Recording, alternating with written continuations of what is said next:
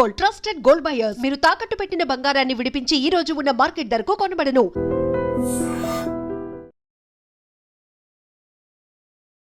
కృష్ణానగర్ కథలు అంటే ఇవి విషాద కథలు ఎంతమాత్రం కాదు. రంగుల ప్రపంచంలో తమ అదృష్టాన్ని వెతుక్కునే తొలి వేదిక నివేదనలు.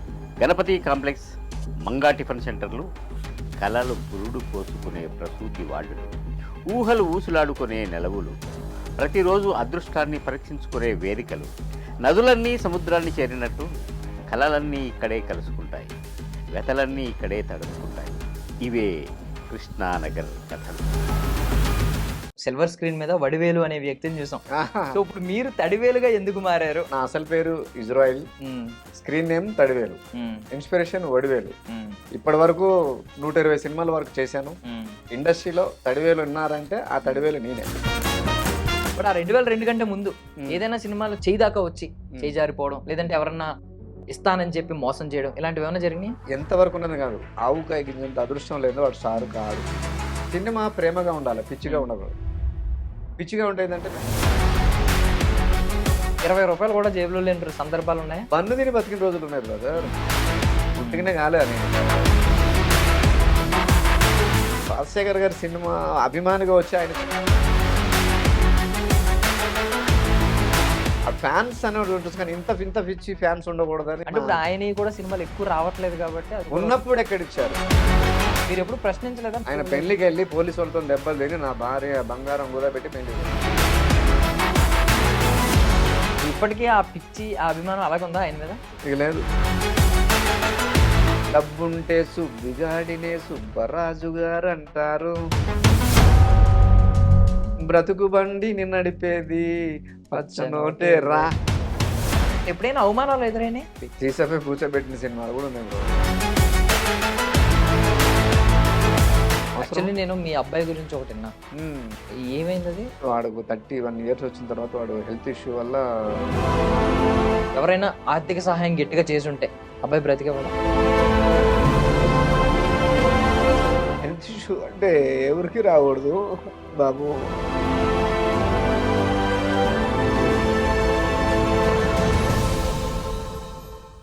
సో ఐ డ్రీమ్ మీడియా నిర్వహించే కృష్ణానగర్ కథలు ప్రోగ్రామ్కి స్వాగతం అన్న.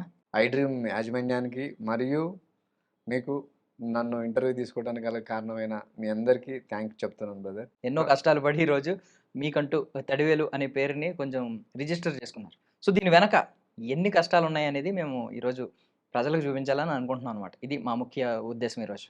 Okay brother. నేను 1992లో ఒక ఏంటంటే 1992లో రాఘవేంద్రరావు గారి సినిమా అల్లరిపీడు అనే సినిమాకి ఒక అభిమానిగా, రాజశేఖర్ అభిమానిగా అది చూడటం కోసం వచ్చి అది చూసిన తర్వాత నాకు సినిమా పిచ్చి ఉండేది. ఆ పిచ్చి నుంచి ఎందుకు మళ్ళీ మనం వెళ్ళాలన్న ఫీల్తో ఆ అకేషను ఆ వాతావరణం అంతా చూసిన తర్వాత ఎందుకు వెళ్ళాలన్న సంగతి తెలిసి నేను కూడా మీరు అన్నట్టుగానే కృష్ణానగర్ కథలాగానే ఫస్ట్ ఒక బ్రీఫ్ కేస్తోనే వచ్చాను. వచ్చేసి అది చూసిన తర్వాత ఆ వాతావరణం చూసిన తర్వాత నేను ఎందుకు వెళ్ళాలి, సినిమాల్లో కూడా నాకు అవకాశం కావాలి కదా అని నా కసి మీద నేనే నా సాయి శక్తిలా నేను ట్రై చేసుకునే ఇప్పటికి 33 ఇయర్స్ అవుతుంది ఇండస్ట్రీకి వచ్చి. మీరు తడివేలుగా ఎందుకు మారారు అనేది తెలుసుకోవాలి. ఇన్స్పిరేషన్ వడివేలు. నా అసలు పేరు Israel, screen name Thadivelu, inspiration Vadivelu. అందం అనే ఒక సినిమాతో ప్రసాద్ ల్యాబ్ లో నాకు నామకరణం చేశారు శ్రీనివాస్ రెడ్డి గారు, ఎంఎస్ రెడ్డి గారు, మల్లెమల్ల అధినేత ఎంఎస్ రెడ్డి గారు చేశారు. అక్కడ నుంచి నా క్యారెక్టర్ 2002లో స్టార్ట్ అయింది నా కెరియర్. ఇప్పటి వరకు 120 సినిమాల వరకు చేశాను. తడివేలుగా ఈరోజు ఇండస్ట్రీలో తడివేలు ఉన్నారంటే ఆ తడివేలు నేనే. ఆయన వడివేలు, ఇక్కడ తడివేలు. టాలీవుడ్ కాబట్టి తడివేలు, టాలీవుడ్ కాబట్టి తడివేలు, కోలీవుడ్ లో వడివేలు.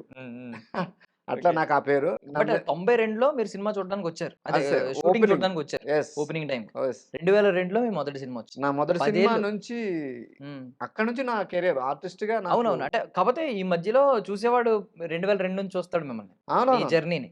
బట్ మీరు వచ్చింది 92. అంటే 10 ఏళ్ల కష్టం ఒక సినిమాలో కనిపించడానికి. ఏంటి ఆ 10 ఏళ్లలో ఏం జరిగింది?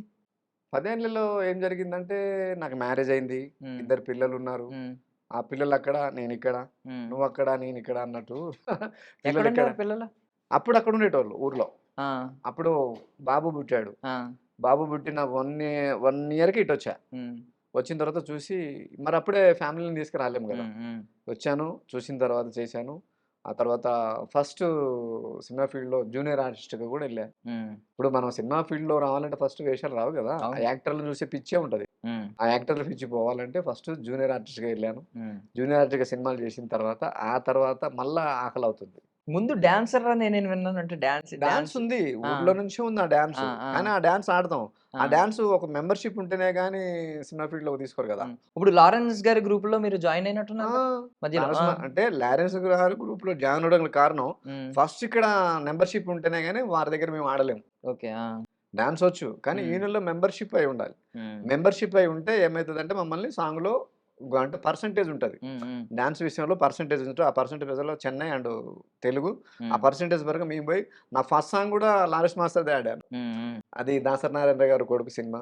ఉమ్, అది చిన్న సినిమా పేరు. ఉమ్, ఆ ఉమ్, సినిమా ద్వారా నాకు నా మీదున్న అభిమానం, నా మీదున్న ప్రేమతో ఉమ్, నన్ను అడిగిన లారెన్స్ గారితో ఉన్న ఆ ర్యాప్ వలన ఫస్ట్ లారెన్స్ మాస్టర్‌ని అడిగితే వారి సాంగ్ నుంచే నా డాన్స్ అనేది అక్కడి నుంచి స్టార్ట్ అయింది మళ్ళా. ఉమ్, ఉమ్, డాన్స్ చేసుకుంటూ మెంబర్‌షిప్ తీసుకొని ఆ తర్వాత ఇప్పుడు ఫ్యామిలీని సాధటం కోసం దాన్ని అవతారం. ఉమ్, దానికి ముందు నా అవతారం ఏందంటే ఫస్ట్ టిన్సీ క్లబ్‌లో గూడా ఉమ్, ప్రభాకర్ రెడ్డి గారిది టిన్సీ క్లబ్ అని ఉంటది. ఉమ్, ఉమ్, బాలకృష్ణ గారి ఇంటి పక్కన. ఉమ్, జూబ్లీస్‌లో రోడ్ ఉమ్, నంబర్ 72లో. ఉమ్, ఆ టిన్సీ క్లబ్‌లో గూడా బాయ్‌గా పనిచేసి ఉమ్, పరిచయాలు ఏర్పరచుకొని నాకు చిన్న డ్రైవింగ్ వచ్చు. ఉమ్, ఆ అవును, డ్రైవింగ్ ద్వారా విన్నాను. డ్రైవింగ్ ఇని ఉమ్, ఆ డ్రైవింగ్ మళ్ళేమైంది ఆ క్లబ్‌లో చేసి బంద్ అయిపోయిన తర్వాత, ఆ తర్వాత నేను ఆలీ ఉమ్, అన్నయ్యని అడిగా. ఉమ్, ఆలీ అన్నయ్య "నేను కారు కొనలేదురా" అన్నాడు. ఉమ్, "అన్న నువ్వు కొంటావా అన్న? నువ్వు కొంటే కంపల్సరీ నన్నే పెట్టుకోవాలన్నా." ఉమ్, ఆయన కారు కొన్నాడు. ఆళ్ళ అసిస్టెంట్‌ని నా ఇంటికి పంపించాడు. "అన్నయ్య కారు కొన్నాడు. నువ్వు రా" అన్నప్పుడు. ఆ ఉమ్, రోజు చెప్పుకోలేని అవధుల్లో నాకు. ఎందుకంటే కారు కొన్నాను. ఈ రోజుల్లో మర్చిపోయే రోజులే అవును, గదా! అవును, పెట్టుకోవాల్సిన అవసరం గూడా లేదు. అవును, వాడు ఎందుకన్నాడో ఏంటో తెలవదు.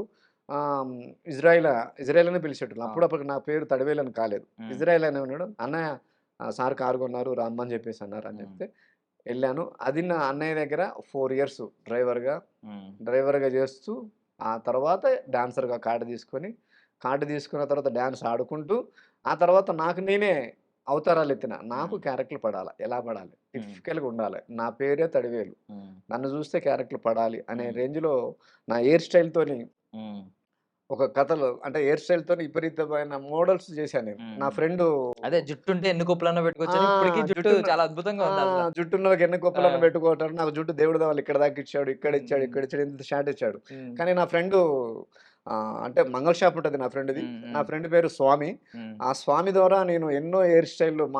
మార్చి దాని ద్వారా నేను ఇండస్ట్రీ దర్శకుల కళ్ళు పడేలా చేసి ఇప్పటివరకు 120 సినిమాలు చేశానంటే హ్మ్. రిపీట్ దర్శకుల దగ్గర చేశాను. హ్మ్. ఇక సక్సెస్ అనే దాని గురించి ఆలోచిస్తే కొత్త జనరేషన్ వచ్చింది. కొత్త పిల్లలొచ్చారు. హ్మ్. నేను 15 ఇయర్స్ బిఫోర్ ఉన్నోళ్ళకి తెలుసు. హ్మ్. ఇప్పుడొచ్చే కొత్త దర్శకులు కొత్త అసిస్టెంట్ డైరెక్టర్‌లకి వాళ్ళకి వీళ్ళకి తెలవకపోవచ్చు కానీ, హ్మ్. హ్మ్. ఇండస్ట్రీలో తడివేలు ఉన్నాడంటే అది నేనొక్కడినే. చాలా హ్మ్. అదృష్టంగా ఫీల్ అవుతున్నాను. చాలా హ్యాపీగా ఫీల్ అవుతున్నాను. హ్మ్. ఇప్పుడు ఫిక్స్. టాలెంట్‌ని బట్టి అని ఒక మాట అన్నారు. హ్మ్. యాక్చువల్లీ మీ దగ్గర ఉన్నది టాలెంట్ కంటే ఎక్కువేంటంటే పేషెన్స్. హ్మ్. అవును. సహనం ఉంది. సహనం. ఎందుకంటే ఇన్నేళ్ల నుంచి మధ్యలో ఇప్పుడు మీరు రియల్ ఎస్టేట్ ఆ! ఇలాంటివన్నీ చేసుకుంటున్నారు. అవును. ఇవన్నీ వదిలేసి రియల్ హ్మ్. ఎస్టేట్ మీదే పూర్తిగా ఫోకస్ చేసినా ఆ! ఇప్పుడున్న దానికంటే ఎక్కువ సంపాదించగలరు. అవును. హ్మ్. అవును. కానీ సినిమాల్లోనే ఉండాలనేది అదొక ప్రేమ. అదొక అంతే. పిచ్చి. ఇప్పుడు నేను ఒకటే ఆ! చెప్తా. హ్మ్. సినిమా ప్రేమగా ఉండాలి. పిచ్చిగా హ్మ్. ఉండకూడదు. హ్మ్. హ్మ్. పిచ్చిగా ఉంటే ఏందంటే మెంటల్ టెన్షన్ అయిపోయి మనిషి అదంతా తిరుగుతాడు. హ్మ్. హ్మ్. ప్రేమ ఉండాల. కానీ హ్మ్. పిచ్చి ఉండకూడదు. హ్మ్. ఆ పిచ్చి ఉంటే ఏమైద్దంటే మన భార్య పిల్లల్ని సాధలేం. హ్మ్. హ్మ్. మనం అనుకున్న గోల్స్ రీచ్ అవ్వలేం. హ్మ్. సినిమా ఫీల్డ్ అనేది ఒక సముద్రం. హ్మ్. సముద్రం ఇనికిపోద్దా? లేదు. ఇనికిపోదు. హ్మ్. చెరువే ఎండిపోతది. హ్మ్. హ్మ్. సముద్రం ఇనికిపోదు. మన హ్మ్. పుట్టక ముందు నుంచే సినిమా ఫీల్డ్ ఉంది. అవును. అవునా కాదా? అవును. ఒక అప్ అండ్ డౌన్స్ తెప్పలొస్తా ఉంటాయి గదా! హ్మ్. ఒక హ్మ్. తెప్పొస్తది. ఒక తెప్ప పోతది. ఏందది? హ్మ్. ఒక అప్ అండ్ డౌన్స్ ఉంటాయి మన అవును. జీవితంలో.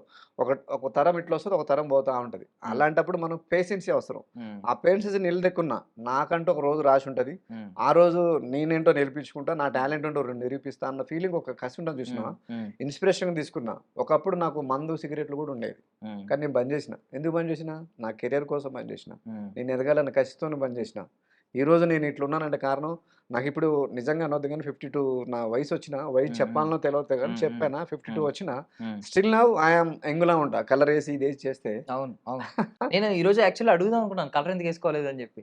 లేదు హ్మ్. వదిలిపడేసిన. ఇప్పుడు హ్మ్. నేచురల్‌గా వచ్చింది. ఇప్పుడు అందరూ ఈ సాల్ట్ పెప్పర్ అంటున్నారు దాన్ని. అందరూ సాల్ట్ పెప్పర్ అంటున్నారు, వాళ్ళు వేసుకుంటున్నారు. మనకు మ్మ్. దేవుడు అట్లా ఇచ్చాడు, మనం ఏం చేయలేం, మ్మ్. ఉన్నాం, ఏం కాదు, మనకు దగ్గర క్యారెక్టర్లు వస్తాయి, అసిస్టెంట్ క్యారెక్టర్లు వస్తాయి, లేదంటే విలన్కి అసిస్టెంట్గా వస్తారు, లేదంటే క్యారెక్టర్లు వస్తాయి, అట్లా క్యారెక్టర్లు వస్తాయి. ఇట్లా ఇప్పుడు ఈ గెటప్ చూసి కూడా వచ్చిన సినిమా సార్ సినిమా చేసిన ధనుష్ గారి హీరోగా. ఆ సినిమాలో కూడా సముద్రకాంత్ గారికి డ్రైవర్ క్యారెక్టర్. ఇట్లా చూసి ఇన్నోసెంట్గా సింపతిగా అట్లా దర్శకులు మనల్ని పిలిచి చేస్తున్నారు. నేనేందంటే మీకు అర్థమైంది కదా, సినిమా ఫీల్డ్లో పేషెన్సీ అవసరం. మీరు అన్నట్టుగా ఆ పేషెన్స్ ఉంది కాబట్టి ఇంకో రంగం ఎంచుకున్నా. ఏంటిది?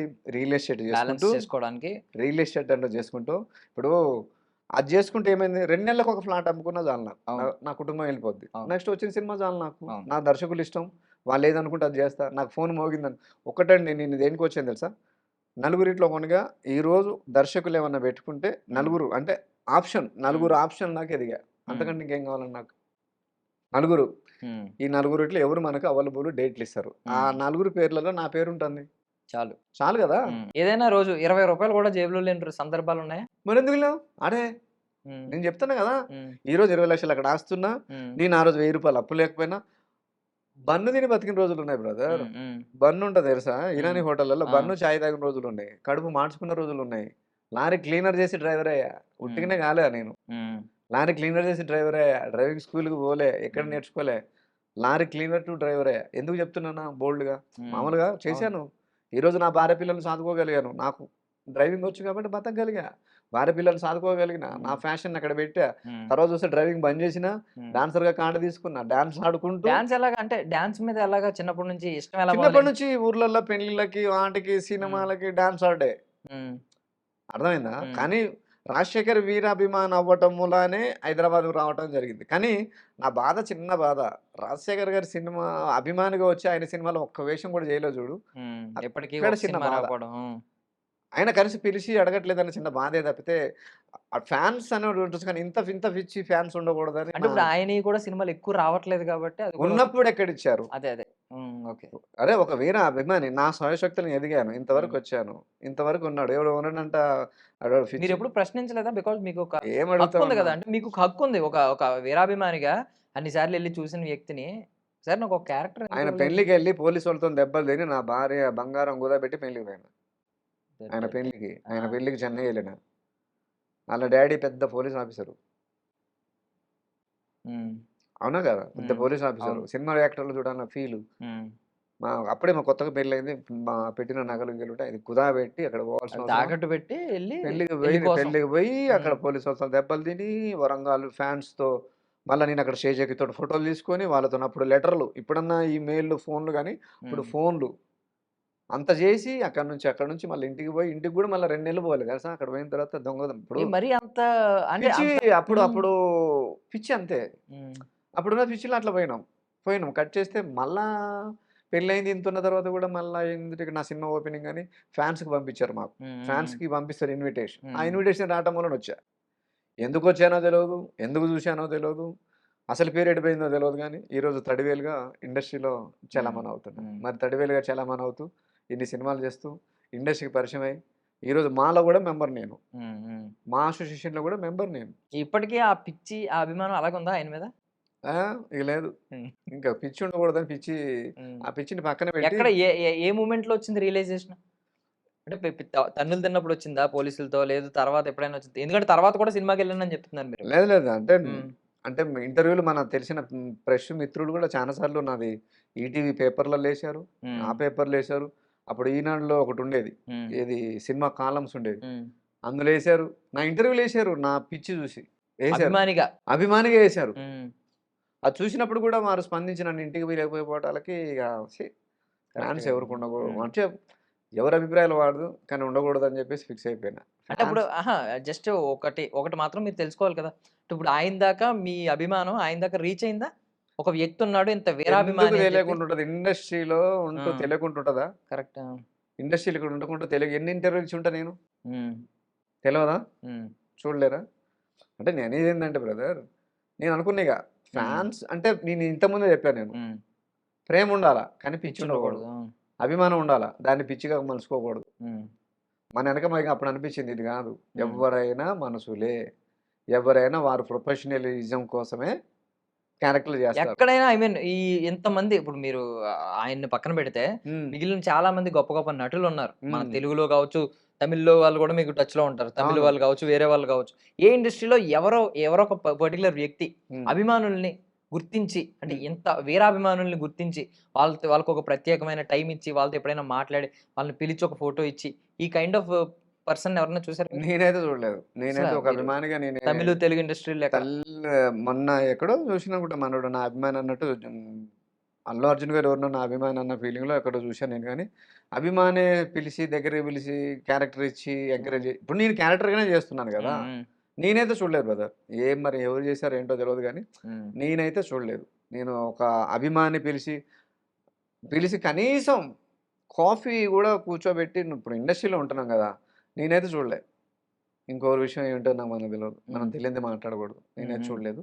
ఇక నేను ఒకటే అనుకున్నా ఇగ. వద్దు ఈ అభిమానం అనేది హ్మ్. నా మనసులోంచి దాన్ని డిలీట్ చేసేసిన. హ్మ్. డిలీట్ చేసేసి నాకు నేనే అభిమానులు ఏర్పరచుకున్నా. ఇప్పుడు అభిమానం అనేది వాళ్ళ ప్రేమలో ఉండాల. మనదన్న హ్మ్. సంగతి తెలిసి ఉండాల. హ్మ్. నాకే ఈరోజు ఉన్నానంటే ఐ యామ్ సో హ్యాపీ. ఇప్పుడు ఈ జనరేషన్‌లో మీరు చాలా మందిని చూస్తున్నారు. అవును. ఫ్యాన్ వార్స్ అని చెప్పి వాళ్ళ కోసం ఐ మీన్ ఈ ఒక ఒక అభిమాని ఇంకొక అభిమాని థియేటర్ల దగ్గరే కొట్టుకుంటున్నారు. అది చేయొద్దనే చంపుకునేదాకా వెళ్తుంది. యాజ్ ఏ ఫ్రెండ్స్‌గా ఒకటే చెప్తున్నా. హ్మ్. మీకోసం మీ హ్మ్. తల్లిదండ్రులున్నారు. హ్మ్. మీ కెరియర్ ఉంది. అభిమానం అనేది ఉండాల. కానీ హ్మ్. అది పిచ్చిగా మారకూడదు. మనం వాళ్ళ కోసం మనం కొట్టుకొని ఇబ్బంది పడొద్దు. మన వెనక మన అమ్మ, నాన్న ఉన్నారు. అక్క, చెల్లెలు, అన్నదమ్ములు, చుట్ట హ్మ్. హ్మ్. బంధువులు, మన కెరియర్ ఉంది. హ్మ్. ఫ్యాన్స్ ఉండాలి. కానీ అది నేనేమంటున్నానంటే ఎండ్ ఆఫ్ ద మితిమీర డే వాళ్ళు కూడా ఎండ్ ఆఫ్ మనుషులే డే అనేది కూడా గుర్తుపెట్టుకోవాలి.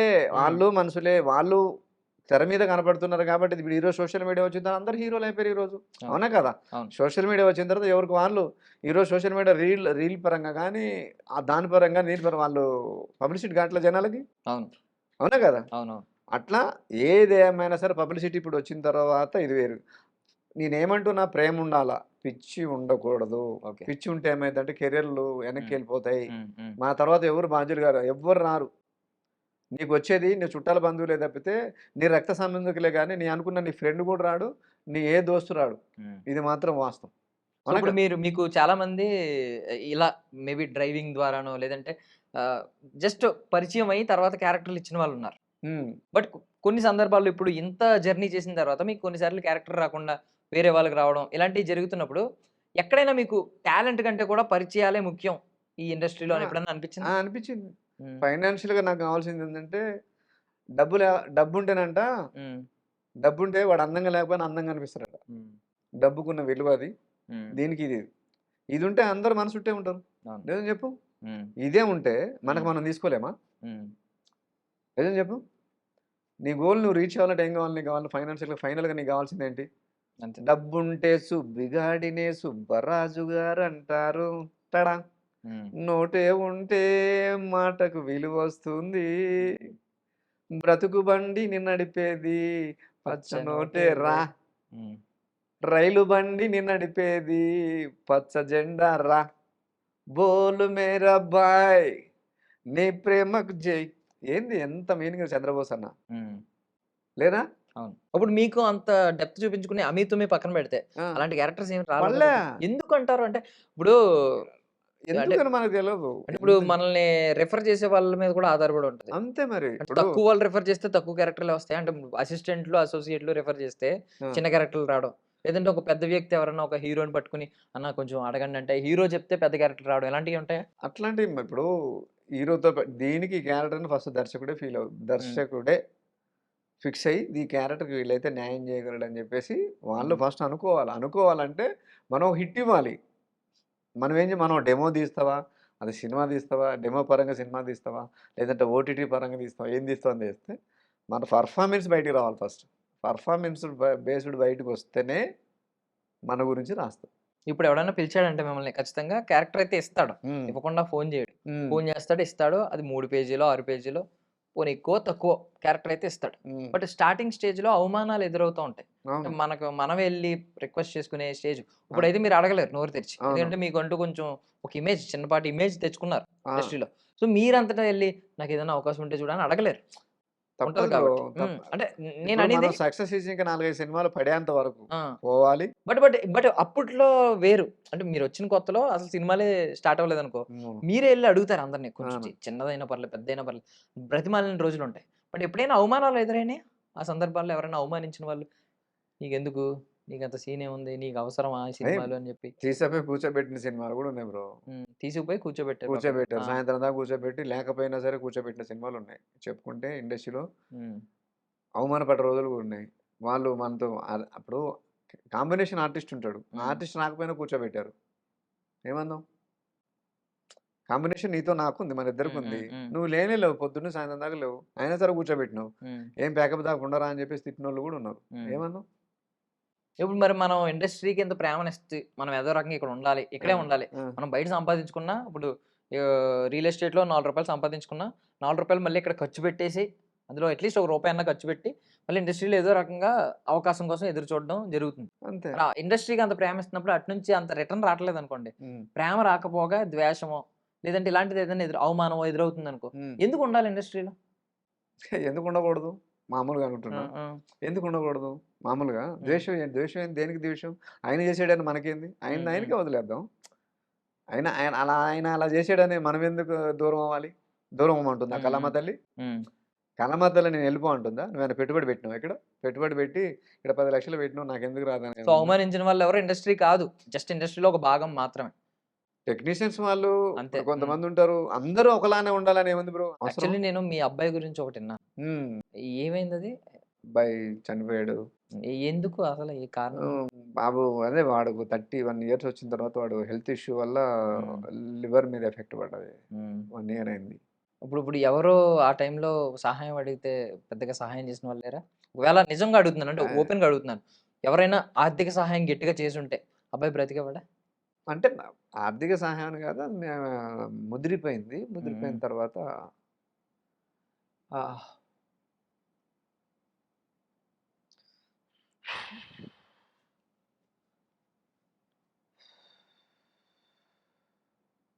క్షమించండి ఒకవేళ మిమ్మల్ని ఇబ్బంది పెట్టుంటే. బట్ అది ఇండస్ట్రీ నుంచి ఏం సహాయం రాలేదా అని అడగాలనిపించిందసలు నాకు. ఇండస్ట్రీ ఏం సాయం చేస్తదిలే గాని. డిసీజ్ అనేది ఫస్ట్ బాబుకి హ్మ్. హ్మ్. ఎక్కువైంది. దాని ద్వారా కొంచెం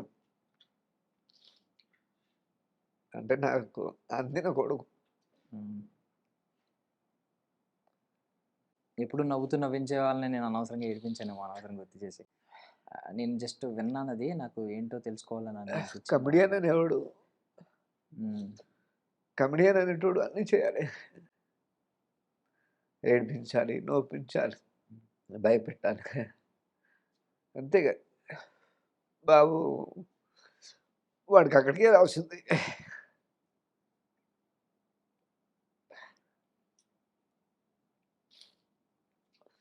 హెల్త్ ఇష్యూ అంటే ఎవరికీ రాకూడదు. బాబు లివర్ మీద ఎఫెక్ట్ పడ్డది. 1 ఇయర్ పోరాడాడు చనిపోయాడు.